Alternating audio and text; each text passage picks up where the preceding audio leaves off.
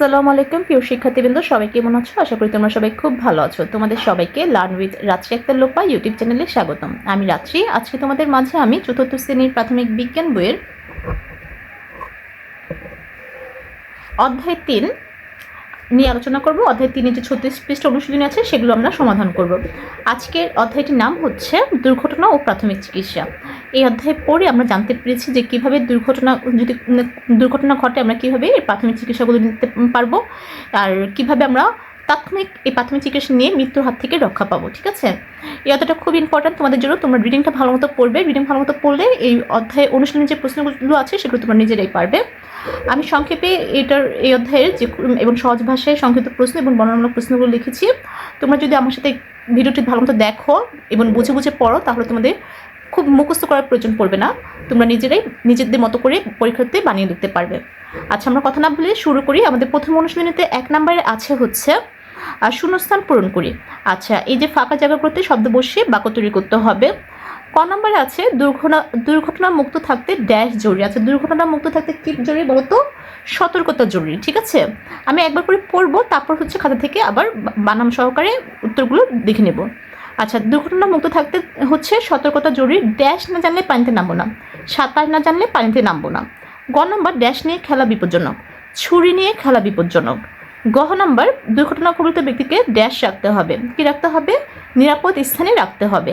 ও নম্বর প্রাথমিক চিকিৎসা ড্যাশ সম্ভাবনা কমে, প্রাথমিক চিকিৎসা মৃত্যুর সম্ভাবনা কমায়। ঠিক আছে, আমরা এগুলো খাতা থেকে যদি পড়ি শূন্যস্থানগুলো তাহলে দেখো কিভাবে লিখেছি। বানামগুলো খেয়াল করবে।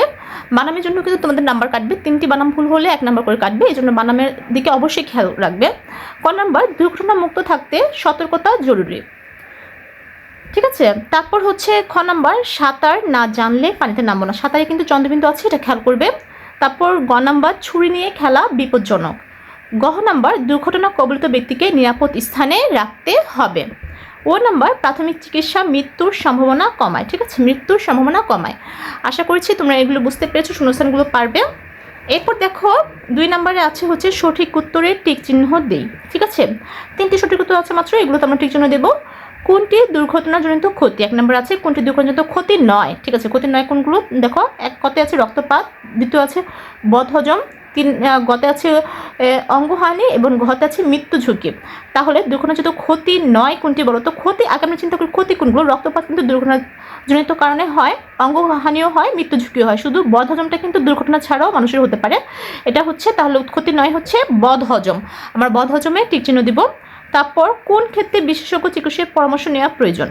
ক বিশেষজ্ঞ চিকিৎসকের পরামর্শ তো আমাদের যে কোনো একটা রোগ হলে নিতে পারি, কিন্তু বিশেষজ্ঞ চিকিৎসকের পরামর্শ নিতে হবে কোনগুলো হলে দেখো। ক বৃষ্টিতে ভিজে সর্দি হলে। খ খাবার বদহজম হলে। গ খেলার সময় সামান্য আঘাত পেলে। ঘ বুকে ব্যথার সাথে ঘাম হওয়া। আচ্ছা, এই যে বুকে ব্যথার সাথে ঘাম হওয়া এটা যদি হয় তাহলে আমাদের বিশেষজ্ঞ চিকিৎসকের পরামর্শ নিতে হবে। এটা হচ্ছে হৃদরোগের সম্ভাবনা, এই জন্য আমাদের হৃদরোগের যে চিকিৎসক আছে বিশেষজ্ঞ তার কাছেই আমরা পরামর্শ নেব। তাহলে এটার উত্তর হবে বুকে ব্যথার সাথে ঘাম হওয়া। 3 ফানুস নিয়ে অসাবধানে খেললে কোন ধরনের দুর্ঘটনা ঘটার সম্ভাবনা থাকে? আগুনজনিত, আঘাতজনিত, বিষক্রিয়া ঘটিত বা রক্তপাত ঘটিত। আচ্ছা, ফানুস হচ্ছে এটা হচ্ছে আগুন দিয়ে খেলে, এটা হচ্ছে আগুনের মাধ্যমে হয়। তো আগুন দিয়ে খেলা যেহেতু এটা দিয়ে দুর্ঘটনা হবে হচ্ছে আগুন লেগে যেতে পারে, তাহলে এটা হবে আগুনজনিত দুর্ঘটনা ঘটার সম্ভাবনা থাকে। এরপর 3 আছে সংক্ষিপ্ত প্রশ্নের উত্তর। সংক্ষিপ্ত উত্তর প্রশ্ন, এখানে 3টি প্রশ্ন আছে। আমরা প্রশ্নগুলো একদম সংক্ষেপে লিখেছি। আমরা যেহেতু এটা সংক্ষিপ্ত প্রশ্ন এখানে হয়তো বা 2 মার্ক করে থাকতে পারে, আমরা একদম সংক্ষেপে লিখেছি। আসো আমরা পড়ি। আমাদের ক নম্বর প্রশ্ন ছিল কয়েকটি দুর্ঘটনার নাম লিখি। উত্তর কয়েকটি দুর্ঘটনার নাম হলো পড়ে যাওয়া, আগুনে পুড়ে যাওয়া, পানিতে ডুবে যাওয়া, বিদ্যুৎ স্পৃষ্ট হওয়া। ঠিক আছে, তাহলে কি কি? পড়ে যাওয়া, আগুনে পুড়ে যাওয়া, পানিতে ডুবে যাওয়া, বিদ্যুৎ স্পৃষ্ট হওয়া। ঠিক আছে, তারপর খ নাম্বার কেউ বিদ্যুৎ স্পৃষ্ট হলে কি করতে হয়? উত্তর কেউ বিদ্যুৎ স্পৃষ্ট হলে প্রথমে বিদ্যুতের সংযোগ বিচ্ছিন্ন করতে হবে, পরে শুকনো কাঠ বা লাঠি দিয়ে ব্যক্তিকে সরিয়ে প্রাথমিক চিকিৎসা দিতে হয়। ঠিক আছে, তারপর গ নাম্বার হচ্ছে প্রাথমিক চিকিৎসা বলতে কি বোঝায়? উত্তর দুর্ঘটনার পর চিকিৎসকের কাছে নেওয়ার আগে যে তাৎক্ষণিক চিকিৎসা দিতে হয় তাকে প্রাথমিক চিকিৎসা বলে। মানে দুর্ঘটনার পর চিকিৎসকের কাছে নেওয়ার আগে যে তাৎক্ষণিক চিকিৎসা দেওয়া হয় তাকে প্রাথমিক চিকিৎসা বলে। তাহলে আমাদের সংক্ষিপ্ত প্রশ্ন 3টি পড়া হয়ে গেছে। আমরা এরপরে হচ্ছে বর্ণনামূলক প্রশ্ন পড়ব। এখানে 3টি বর্ণনামূলক প্রশ্ন আছে, সেগুলো আমরা কি খাতা থেকে পড়বো। আমাদের ক নম্বর বর্ণনামূলক প্রশ্ন আছে হচ্ছে 4-এর কতে আছে প্রাথমিক চিকিৎসার সাধারণ নিয়মগুলো কী কী। এগুলো একটু বর্ণনামূলক প্রশ্ন, যেহেতু আর নাম্বার বেশি থাকে, হয়তো 8 করে থাকে কিংবা 6 করে থাকে, এই জন্য আমাদের একটু বড় করে লিখেছি।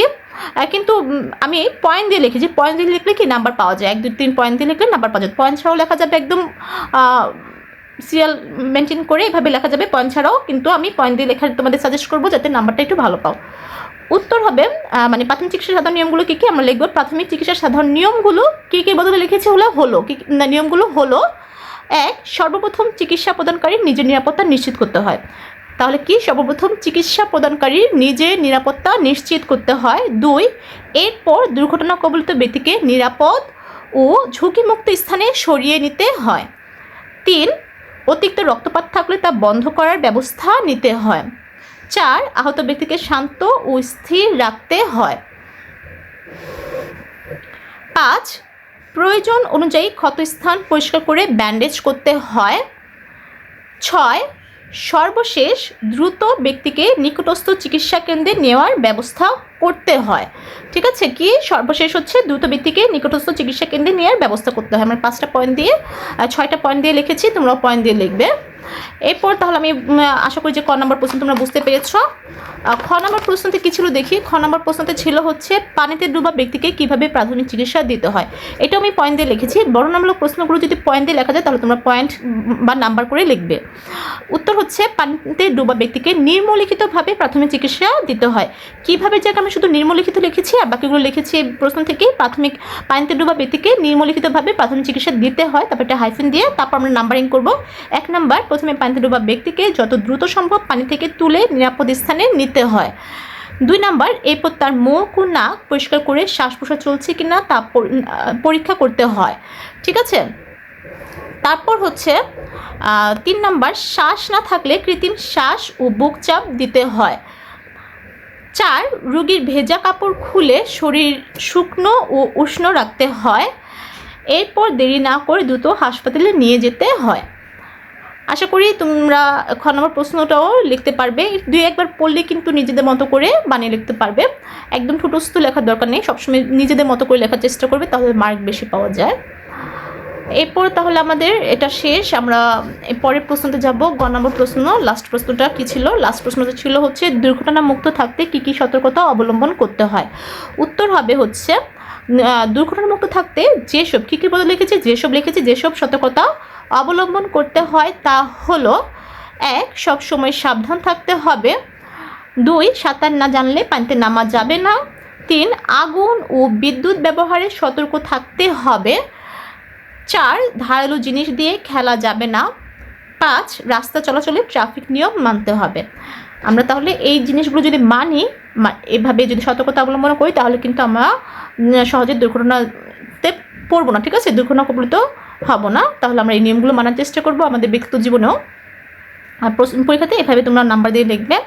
আশা করি আজকের ক্লাসের মাধ্যমে তোমরা এই যে 3 নাম্বার অধ্যায়ের অনুশীলনগুলোর খুব সহজ সমাধান পেয়েছো। তোমরা এইভাবে যদি পরীক্ষাতে লেখো একটা ভালো মার্ক পাবে। আমার ক্লাসটা যদি তোমাদের ভালো লেগে থাকে তাহলে অবশ্যই বন্ধুদের সাথে শেয়ার করবে। আর যদি আমার চ্যানেল নতুন হয়ে থাকে তাহলে অবশ্যই সাবস্ক্রাইব করার পাশে থাকবে। আর সবাই ভালো থাকবে, সুস্থ থাকবে। পরবর্তী ক্লাস দেখার জন্য আমন্ত্রণ রইল। আল্লাহ হাফেজ।